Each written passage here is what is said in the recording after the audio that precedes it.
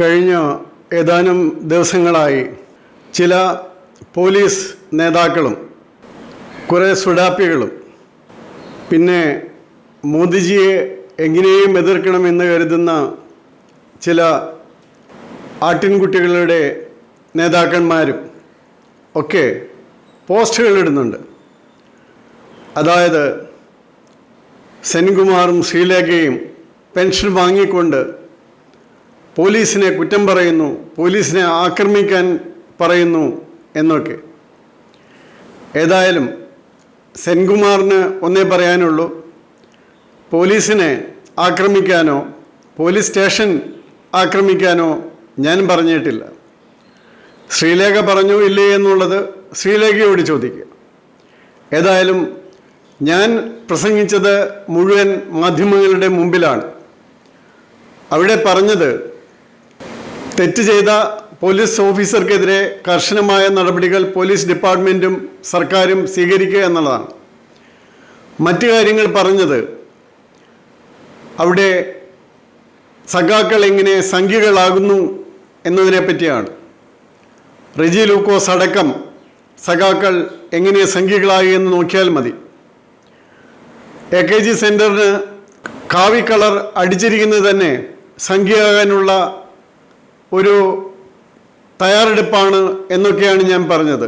പിന്നീട് ശ്രീമാൻ പിണറായി വിജയൻ്റെ മകൻ ഗുരുവായൂർ പോയ കാര്യങ്ങളും അങ്ങനെയുള്ള കാര്യങ്ങളുമൊക്കെയാണ് പറഞ്ഞത്. ഏതായാലും പോലീസ് സ്റ്റേഷൻ ആക്രമിക്കണമെന്നോ പോലീസ് സ്റ്റേഷൻ അടിച്ചു തകർക്കണമെന്നോ ഒന്നും ഞാൻ എവിടെയും പറഞ്ഞിട്ടില്ല. ഒരു മാധ്യമപ്രവർത്തകനും അത് റിപ്പോർട്ട് ചെയ്തിട്ടുമില്ല.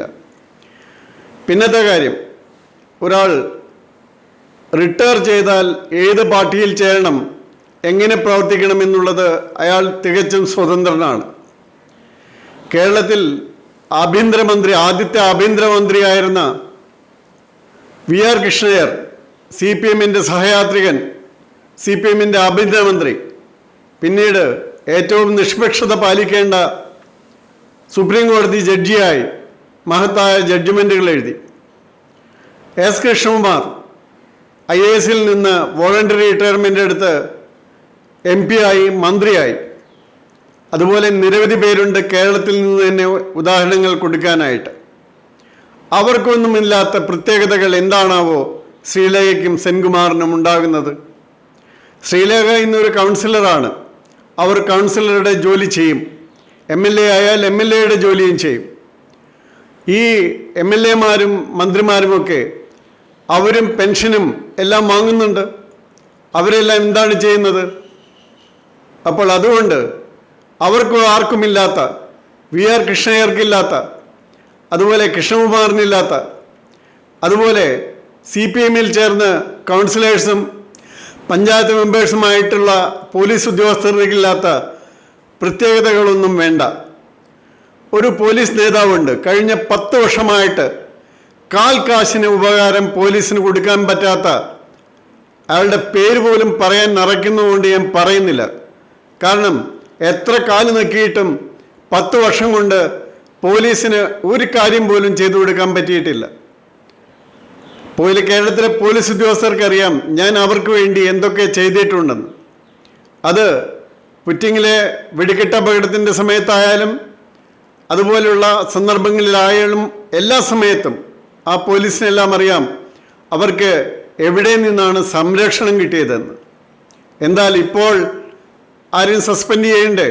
DGPയെ സസ്പെൻഡ് ചെയ്യണ്ടേ? DGPയെ മാറ്റണ്ടേ? അതൊന്നും ഈ നേതാവിനൊരു പ്രശ്നമല്ലല്ലോ. അപ്പോൾ നേതാവ് ലെവി കൊടുത്ത് നടക്കുന്ന, പാർട്ടിക്ക് ലെവി കൊടുക്കുന്ന, ഏറ്റവും തെറ്റ് ചെയ്യുന്ന ഒരു പോലീസ് ഉദ്യോഗസ്ഥൻ എന്ന നിലയിൽ ഏറ്റവും തെറ്റ് ചെയ്യുന്ന ഒരു നേതാവാണ്. അങ്ങനെ ഫ്രാക്ഷനിലും ലെവി കൊടുത്തും നടക്കുന്ന കുറച്ച് നേതാക്കന്മാരുടെ കീഴിൽ സംഘടനയൊക്കെ ഉണ്ടാക്കിയിട്ട് എന്ത് കുന്തമാണ് നേടിയത് കഴിഞ്ഞ 10 വർഷം കൊണ്ട്? അതിന് മുന്നിരുന്ന GR അജിത്ത് എന്തെല്ലാം കാര്യങ്ങൾ നേടി? ക്യാൻറ്റീൻ തുടങ്ങി. അത് ഇന്ന് ഒരു സാധാ പോലീസുകാരൻ റിട്ടയർ ചെയ്യുമ്പോൾ 4ാം ഗ്രേഡും വാങ്ങി CAയുടെ പെൻഷൻ വാങ്ങുന്നതിന് അതിന് ഏറ്റവും സംഭാവന ചെയ്തത് ഞാനാണെന്ന് എനിക്ക് അഭിമാനത്തോടെ പറയാം. ജി ആർ അജിതിനോട് ചോദിച്ചാൽ അറിയാം. അത് ഉമ്മൻചാണ്ടി സാറിൻ്റെ കാലത്ത് ഞാനും ജി ആർ അജിതും കൂടി അതിന് എത്രമാത്രം പണിപ്പെട്ടു അത് ഉത്തരവാക്കിയെടുക്കാനെന്ന്.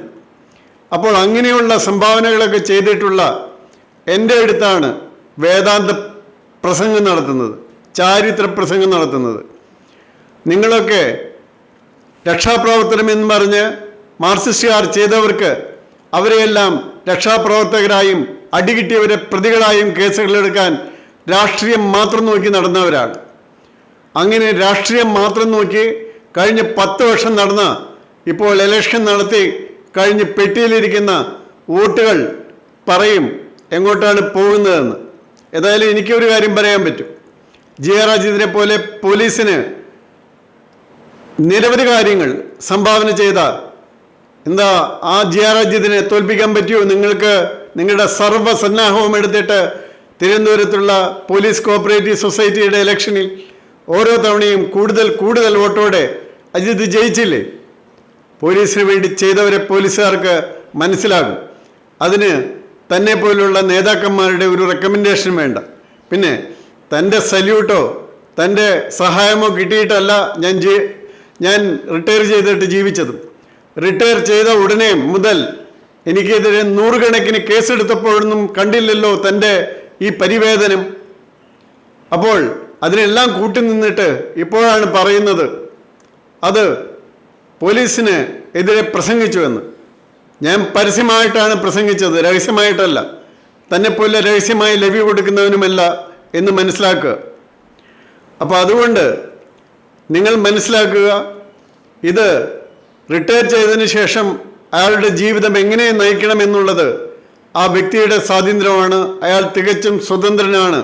ഒരു രാഷ്ട്രീയ ജീവിതം തിരഞ്ഞെടുക്കാനും ആ രാഷ്ട്രീയ പാർട്ടിയുടെ നയങ്ങൾക്കനുസരിച്ച് പ്രവർത്തിക്കാനും അയാൾക്ക് പൂർണ്ണമായ സ്വാതന്ത്ര്യമുണ്ട്.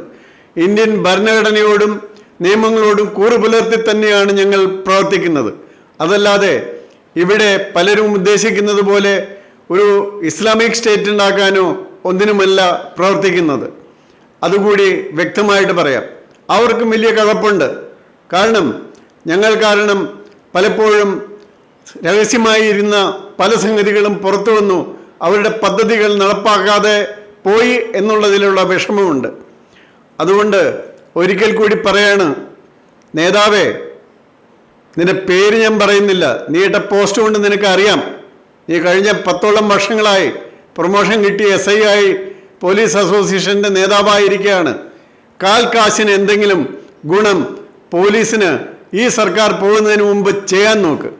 അതിനുശേഷമാകാം സെൻകുമാറിനെ ഉപദേശിക്കൽ. സെൻകുമാറിന് അറിയാം നിന്റെ മുഖ്യമന്ത്രിയെ മുട്ടുകുത്തിച്ച ആളാണ് എന്നെങ്കിലും ഒന്ന് ഓർക്കുക. അതിനുശേഷം മതി നിന്റെ അടുത്ത പരിപാടികൾ. കാശിന് പോലീസിന് ഉപകാരം ഉണ്ടാക്കാൻ നോക്ക് സഖാവേ, പോലീസിലെ സഖാവേ.